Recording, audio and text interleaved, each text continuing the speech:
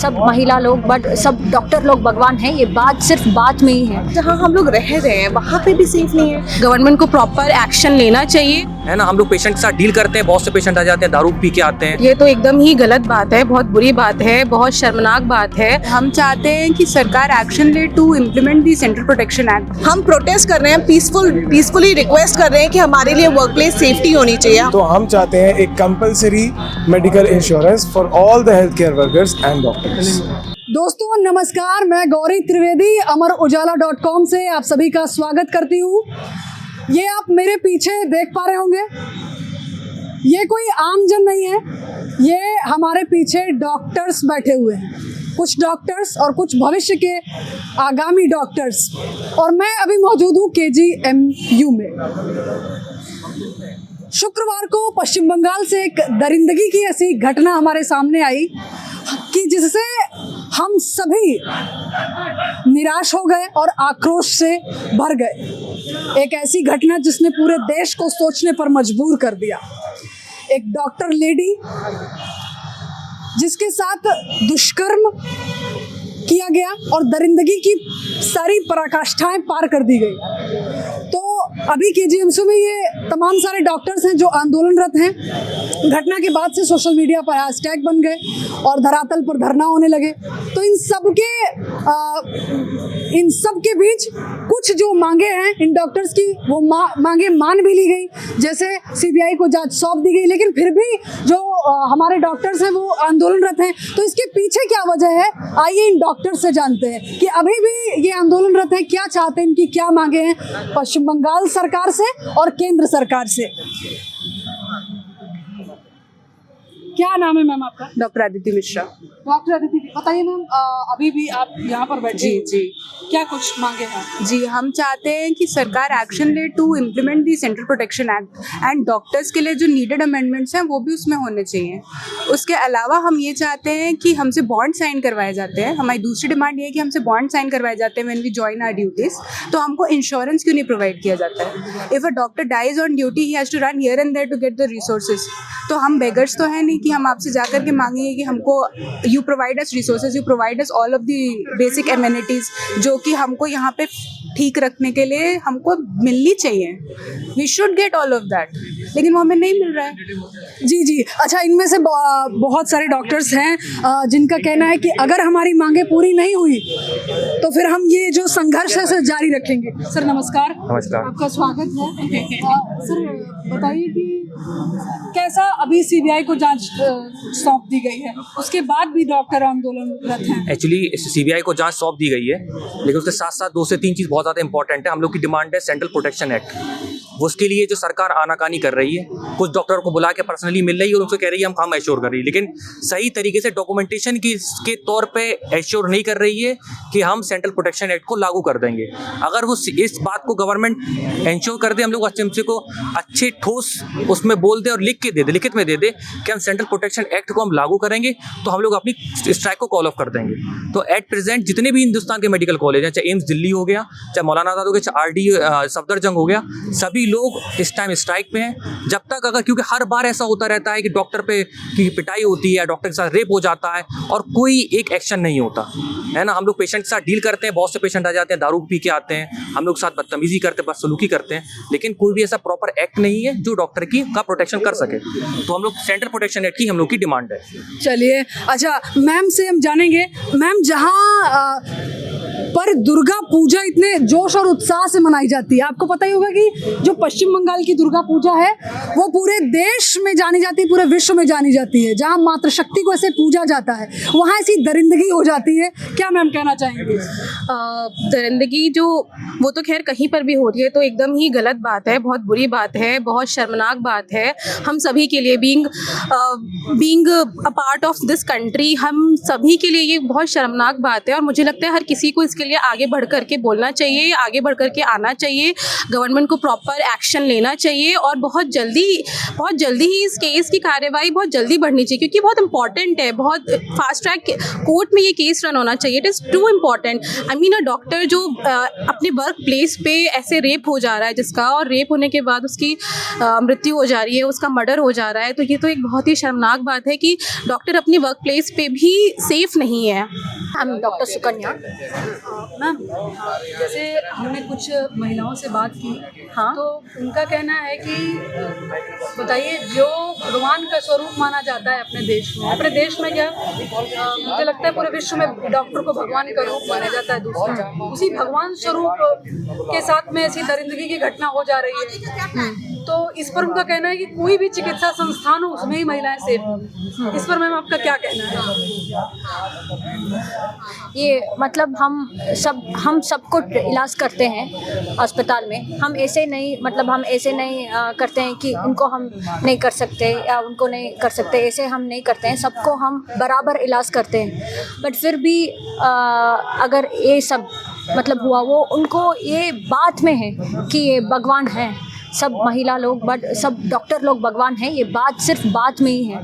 But यहाँ पे क्या होता है कि वो लोग मतलब वो इज़्ज़त और महिला के लिए इज़्ज़त भी नहीं देते हैं, और मतलब वैसे उतना हमको कंफर्ट नहीं होता है उतना। हाँ, okay. So the thing is that we don't have protection, we don't have enough protection in the entire hospital. So the thing that I want to say here is, like, if any incident like this happens, the thing is we don't have insurance, we are not able to fight against that, against all these things that are happening. So first what we are trying to do here is, today we want to form an association, an organization for us, so that we can put forth our points. That is what we specifically want. So our thing is, we are actually doing here, like in the course of our study, we have to sign bond also, which we are signing for 2 years extra. So besides that, so we will be here for a very long period. We will be here around 3 to 5 years we will be spending in the hospital. So during the entire period of time, we will be requiring protection. So we will be requiring insurance, that we will be we will be safe. And so that is a big issue here, that is the safety.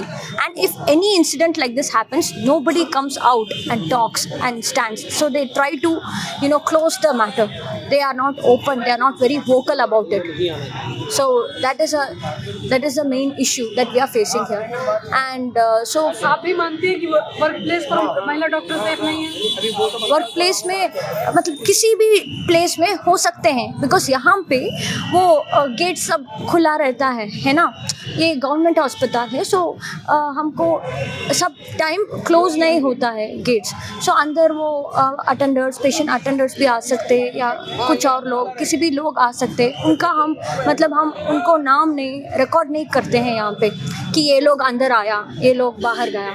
सो हमको मतलब बाहर में record होना चाहिए कि ये लोग यहाँ अंदर आया हॉस्पिटल के अंदर। यहाँ बहुत बड़ा पेशेंट लोड है, सो ये भी एक दिक्कत है यहाँ पे। कोई भी आ जा रहा है?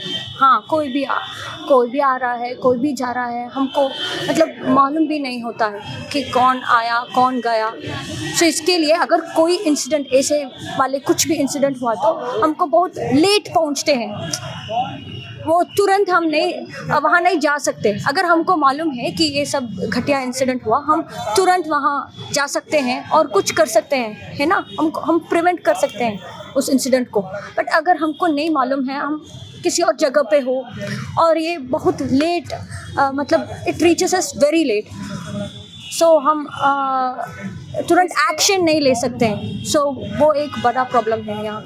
सब जगह मतलब ये पास में नहीं है, बहुत सारा बिल्डिंग्स है, सिर्फ एक बिल्डिंग नहीं है। यहाँ 10 बिल्डिंग है, और सब बिल्डिंग्स में मतलब बहुत सारा डिपार्टमेंट्स है, वो सब डिपार्टमेंट्स पास में नहीं है।